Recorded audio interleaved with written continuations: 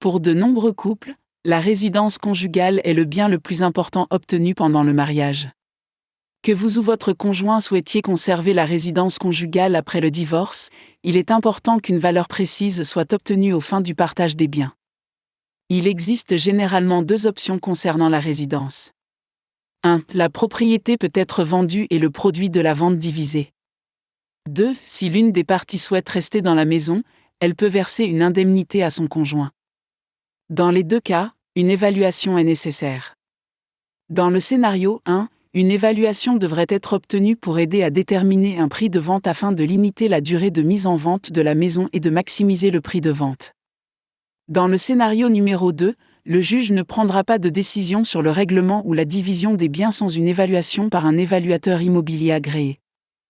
La question de savoir qui est responsable des frais d'évaluation reste à la discrétion d'un accord entre les 2 parties ou d'une ordonnance du juge.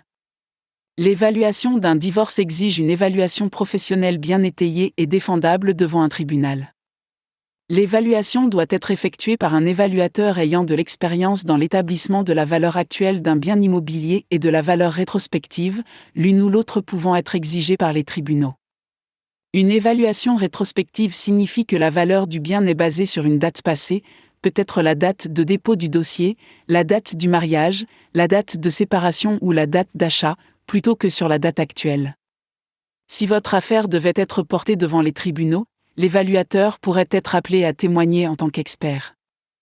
Vous devez vous assurer que vous avez engagé un évaluateur qui est professionnel et qui peut être considéré comme un expert crédible au cas où il serait appelé à témoigner. Il est impératif que la valeur et les ajustements effectués par l'évaluateur dans le rapport soient clairement expliqués et étayés et qu'il possède les connaissances et l'expérience nécessaires pour que vous puissiez lui faire confiance et lui confier l'évaluation de votre divorce avec un maximum de professionnalisme, de courtoisie et de confidentialité. Il est également important de savoir que lorsque vous engagez un évaluateur pour un divorce, la confidentialité est très importante. Les évaluateurs immobiliers certifiés sont liés par un organe directeur connu sous le nom de USPAP, qui empêche les évaluateurs de divulguer leur opinion finale sur la valeur à quiconque autre que leurs clients. Sauf si la loi l'exige, l'évaluateur ne communiquera pas votre évaluation aux avocats de la partie adverse, au conjoint ou à toute autre personne sans votre autorisation.